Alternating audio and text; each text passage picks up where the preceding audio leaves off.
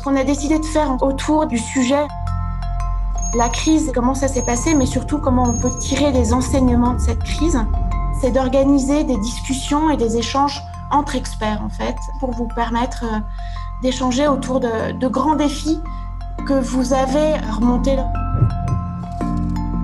On a le plaisir d'accueillir 5 intervenants. On va se poser plusieurs questions sur trois enseignements, 3 défis, pour introduire le défi numéro 1, dépasser les silos et coopérer. Docteur Lancio, vous êtes présidente de la CME, de votre établissement. Concrètement, comment s'est organisée la coopération au sein de votre établissement, mais aussi au sein de votre territoire? Comment ça s'est passé? Bonjour à tous. Vous disiez qu'on s'orientait vers de la médecine spécialisée. Je dirais qu'aujourd'hui, en France, on était déjà complètement dans une médecine spécialisée et qui, avec l'arrivée de la crise sanitaire, nous a certainement obligés à réfléchir différemment par rapport à cette spécialisation et cette spécialisation presque à outrance, je dirais. Deuxième remarque que je voulais faire, c'était pour avoir la capacité de prendre en charge le plus grand nombre de patients. Mais quand on disait ça, je pense qu'on réfléchissait surtout aux patients Covid. Et je voudrais quand même dire à ce sujet-là qu'on a déprogrammé énormément dans tous nos hôpitaux du service public ou aussi dans le privé et que peut-être on a, en faisant ça, oublié un tout petit peu aux patients qui n'étaient pas Covid et qui sont restés chez eux et donc ceux-là, on les a pas pris en charge comme il fallait peut-être. En fait, je suis présidente de CME, comme vous l'avez dit, d'un établissement MCO. On a 2 services d'urgence, on a 3 hôpitaux et 2 services d'urgence, on a un service de réanimation. Du coup, l'ARS nous a contactés très vite, dès le mois de février, pour savoir en fait quelles étaient nos capacités d'accueil de patients. Et très vite, en fait, ça a été sur le plan sanitaire. Quelles étaient nos places en réa, nos dispositifs médicaux, quelle était notre organisation. Au départ, on a dû donc libérer un service, un secteur, pour notamment accueillir les patients, pour faire les prélèvements, accueillir les gens qui arrivaient d'Italie, qui arrivaient de Singapour et autres, pour leur faire les prélèvements. Et les prélèvements étaient envoyés sur notre CHU voisin. Tous les jours, nous avions, et M. Bourret pourra en témoigner aussi, nous avions des réunions quotidiennes, week-end compris, avec l'ARS. Et puis les questions principales étaient des questions de masques, de médicaments, de sérologie, de PCR, des places de réa et aussi les questions d'EHPAD qui étaient importantes. La montée en puissance en fait de tous les hôpitaux, je dirais, avec les déprogrammations, s'est faite progressivement. On voyait arriver le tsunami, on s'est tous organisés. Ensuite, donc après le passage de la vague, je dirais que les reprogrammations ont été très très complexes.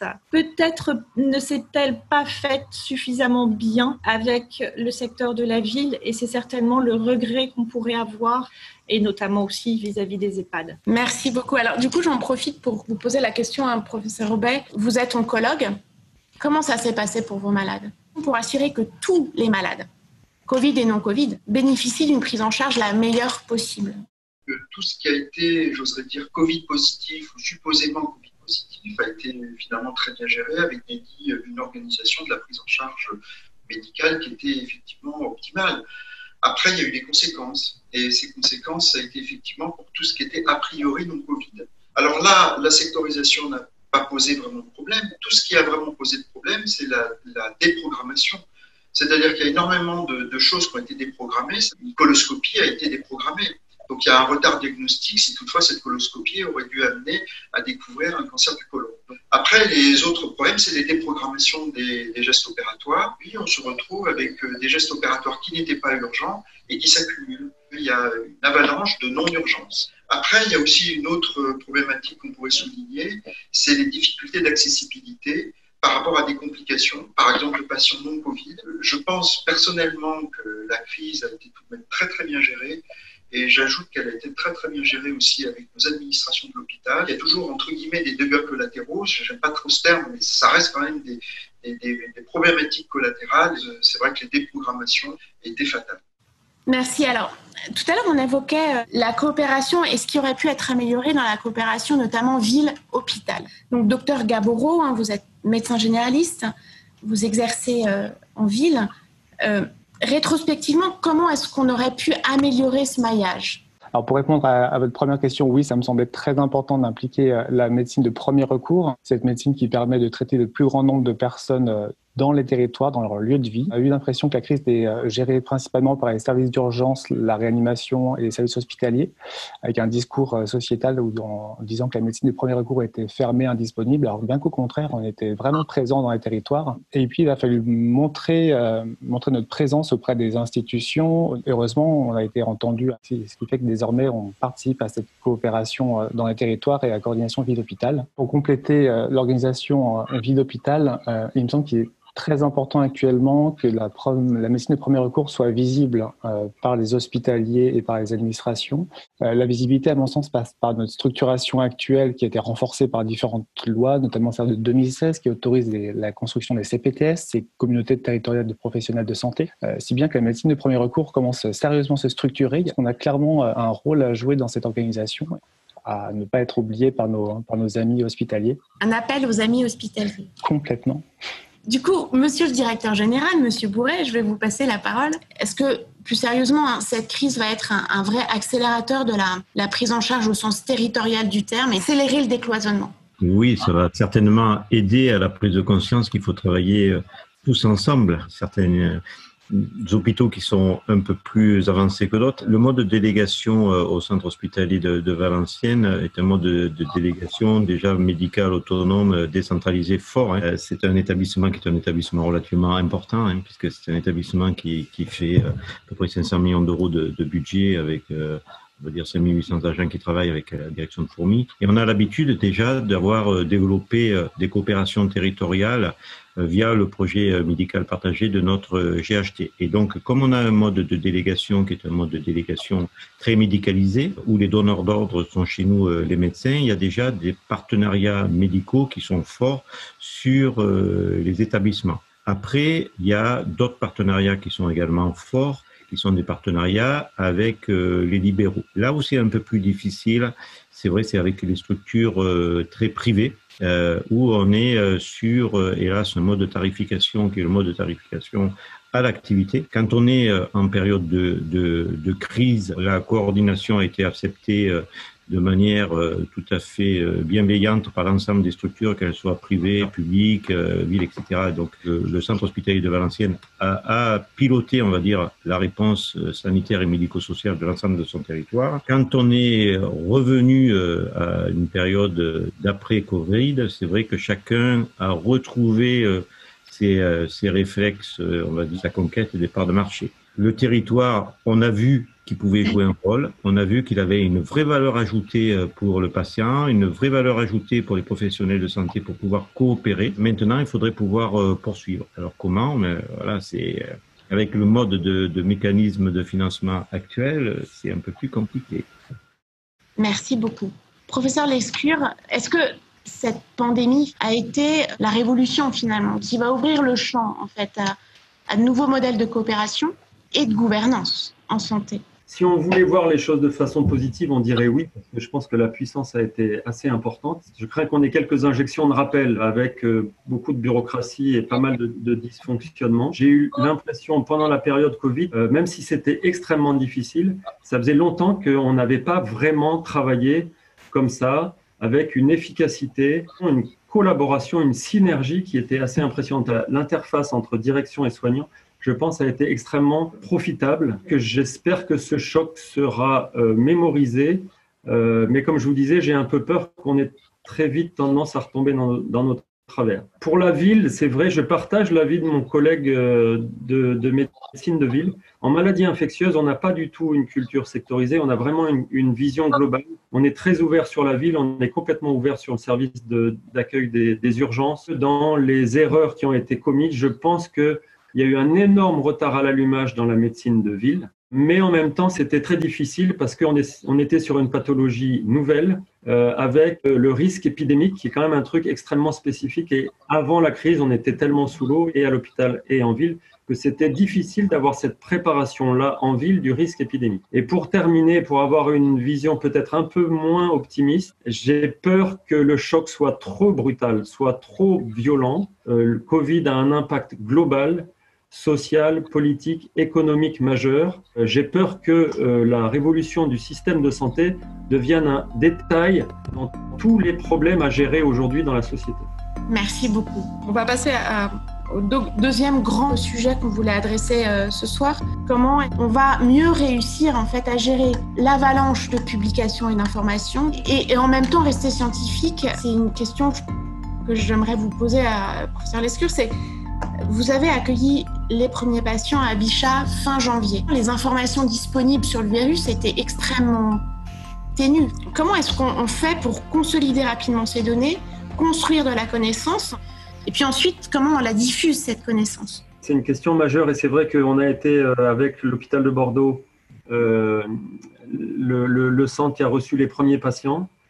Alors, je vais répondre il y a 3 axes différents. Le premier, c'est qu'il se trouve qu'on a eu la chance, avec les 5 premiers malades en France, qui étaient les 5 premiers malades en Europe, d'avoir, et on l'a écrit parce que ça a été pour nous très didactique de clarifier les choses.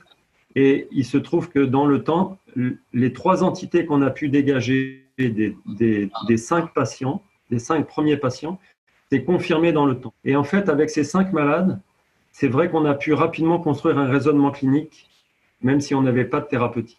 Et ensuite, on a tissé des liens avec les collègues chinois, des Français qui travaillaient à Wuhan, etc. Donc, on a pu avoir une prise directe sur l'information médicale à Wuhan qui a été extrêmement précieuse. Après, il y a les publications et la vitesse quand les choses se sont accélérées. On a tous vécu cet emballement d'une part des publications scientifiques. C'est vrai qu'aujourd'hui, c'est absolument hallucinant le nombre de publications qui ont été générées sur Covid. Même les reviewing sont d'une qualité relative. Et donc, on s'est mis à plusieurs pour avoir eu des lectures critiques pour ne pas se faire déborder par l'accumulation de l'information. Et puis, le dernier versant, c'est au-delà de la communication scientifique, c'est la communication aux médias, au grand public, avec une part importante d'interface avec les journalistes. Et ça a été assez catastrophique quand les choses ne sont pas régulées et maîtrisées. Et pour finir, on a, dès le lendemain du premier patient, c'est-à-dire le 25 janvier, avec l'hôpital Bordeaux, mis en place des réunions téléphoniques 7 jours sur 7, qui, je pense, a enrichi la connaissance de tout un chacun en termes de prise en charge médicale et de lecture critique scientifique et d'apport scientifique. Monsieur Bourret, est-ce que entre directeurs généraux, vous vous êtes fait des réunions de staff? Alors, moi, je peux parler que ce que je connais, hein, c'est-à-dire administratif plutôt que médical. Ce n'est pas mon domaine de compétence. Mais par exemple, pour ce qui est de la coordination territoriale, on a fait des réunions qui étaient des réunions de GHT, où effectivement les établissements et les directeurs d'établissements étaient là pour aider la mise en place des unités de soins critiques et les unités de soins, qui a géré, par exemple, tout simplement des problèmes très administratifs qui sont les approvisionnements de masques, les respirateurs. Et puis après, il y avait l'échelon supplémentaire qui était l'échelon avec l'Agence régionale de santé, sur lequel on avait effectivement des réunions journalières et où on exprimait un peu nos difficultés et des concertations et territoriales et régionales. Mais tout a été quand même géré par les équipes soignantes. Et nous, on a accompagné ce mouvement. Merci.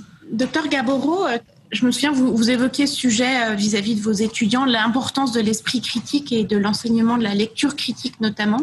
Un bon exemple? La pensée critique, à mon sens, elle n'est pas innée. La pensée critique, à mon sens, se développe dès les rangs de la faculté. Et là, la crise Covid est un exemple parfait de la nécessité d'être capable, par soi-même, de mettre en œuvre une pensée critique pour aboutir à des décisions pratiques. L'un des freins que j'ai pu constater, c'était l'avalanche, effectivement, médiatique et la charge cognitive qu'on a pu recevoir en plein visage durant cette crise, si bien qu'on n'avait pas beaucoup de ressources pour pouvoir faire cette analyse critique et cette pensée critique. Donc, à mon sens, l'un des piliers à retenir pour l'avenir, c'est de réussir à se déconnecter de ce côté médiatique et information immédiate pour rester à quelque chose d'un peu plus réel et réfléchi. Les réseaux sociaux professionnels aussi avaient mis en place des lectures critiques et des partages d'expériences professionnelles Et à mon sens, l'un des succès à retenir, c'est ce partage d'informations de professionnel à professionnel avec un tri fait par les pairs et pas forcément par la littérature scientifique. Merci. Alors, comment ça s'est passé au sein des sociétés savantes? Alors, Dr Lancio et Dr Bay, le rôle des sociétés savantes et des directions de l'innovation. Allez-y. C'est-à-dire que les sociétés savantes ont fait justement un peu leur travail, mais sans qu'on leur demande, c'est-à-dire ont édicté un peu des recommandations. Alors je pense que, et là je ne pourrais sûrement pas m'aventurer dans cette discussion, mais je serais intéressé de savoir ce qu'a été les sociétés savantes à orientation infectiologie. Est-ce qu'on leur a demandé justement de travailler là-dessus ou pas par rapport au Covid? Mais en tout cas, pour ce qui est de la cancérologie, que ce soit au niveau des sociétés orientées vers l'hématologie ou vers la cancérologie, il n'y a pas eu de demande très formelle, j'oserais dire, de nos administrations au sens très large, mais je trouve que ça serait vraiment important dans le futur que ces sociétés savantes soient quand même sollicitées, parce qu'elles sont quand même représentatives, et elles ont elles-mêmes des groupes de travail qui sont très souvent d'ores et déjà organisés, et elles pourraient assez rapidement mettre en œuvre des recommandations qui justement seront peut-être plus respectées et respectables que tout un tas de choses qui peuvent tendre à être publiées. Donc c'est un peu une question que je pose à mon collègue, je ne sais pas si je peux, mais je serais très intéressé de savoir ce qui s'est passé par rapport finalement aux sociétés savantes en orientation infectiologie. Sur la première couche, je pensais exactement à cette question-là, mais je ne voulais pas être trop long, de l'opérationnalité et donc des recommandations et de l'édition des recommandations. Je suis aussi responsable médical de la mission nationale de coordination du risque épidémique et biologique depuis quelques semaines. Et après avoir fait le retour d'expérience avec la DGS et la SPIL, on s'est fait exactement ce constat. C'est-à-dire que les recommandations ont émané de essentiellement l'initiative des uns et des autres. Je vais répondre à votre question en fait, mais je vais l'enrober d'un contexte un peu plus général. Oui, la société d'hygiène a été beaucoup sollicitée et la SPILF ne l'a pas été parce que justement elle est en lien avec la DGS par la mission nationale COREB. Par contre, on est chargé de faire la veille opérationnelle de toutes ces recommandations. Et on a vu éclore tout un tas de recommandations. Certaines étaient sollicitées, d'autres étaient spontanées. On a été enseveli par une avalanche de recos, dont certaines étaient difficiles à appliquer et parfois d'autres discordantes.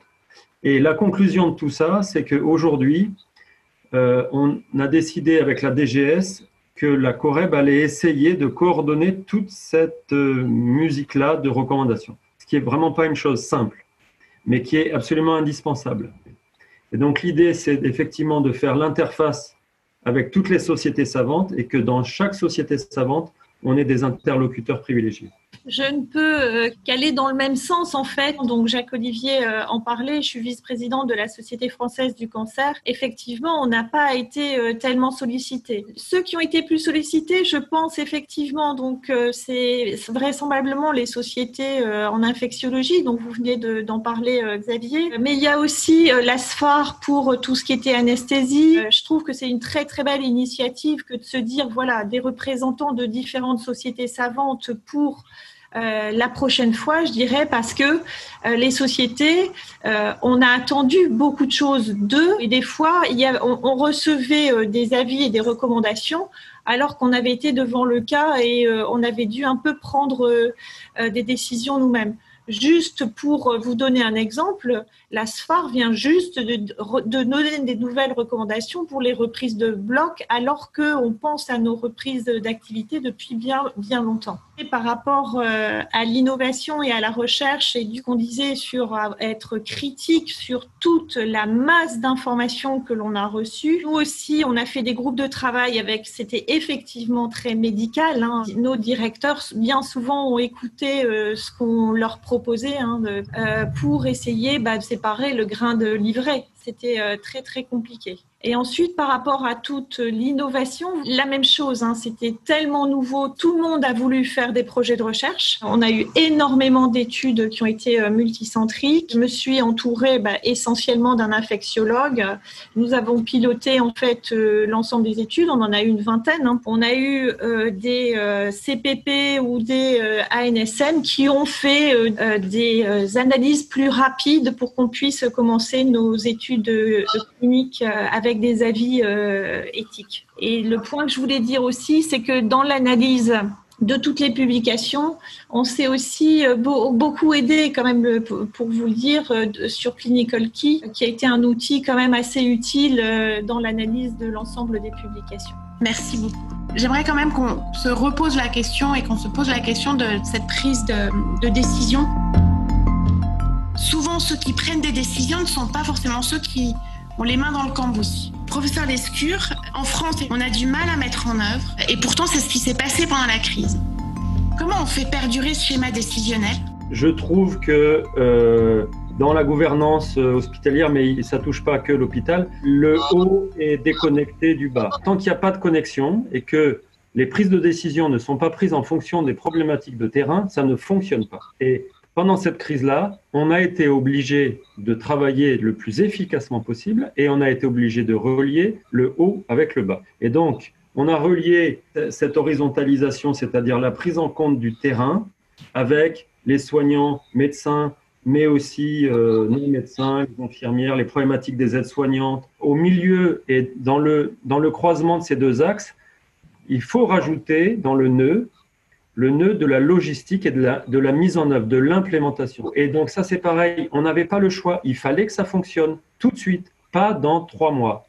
Et donc, on s'est occupé de problématiques très simples, mais le brancardage, des questions de gestion de planning, etc.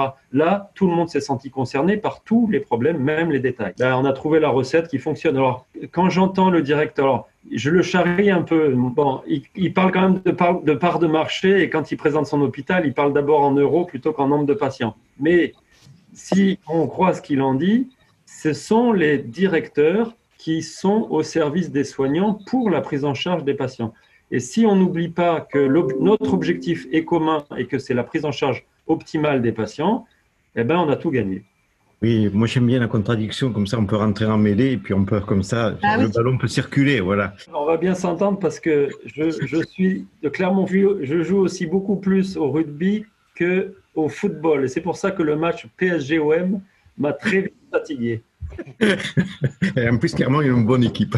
Donc voilà. Les diseurs sont les faiseurs chez nous. C'est vrai qu'on a un modèle qui est unique en France et la pyramide hiérarchique est complètement inversée. C'est véritablement un modèle où ce sont les médecins qui sont les donneurs d'ordre. Et pour répondre au professeur Lescure, c'est pas moi qui parle le plus d'argent. Hélas, j'aimerais bien, mais ce sont souvent les médecins qui parlent eux-mêmes le plus d'argent, puisque eux, ils vont entre guillemets avoir des budgets à gérer. Et moi, je suis plutôt en pilotage et en surveillance. C'est eux qui vont déterminer en fait leurs ressources. L'agilité de cet établissement, c'est justement de mettre en responsabilité les acteurs de terrain, les acteurs de proximité.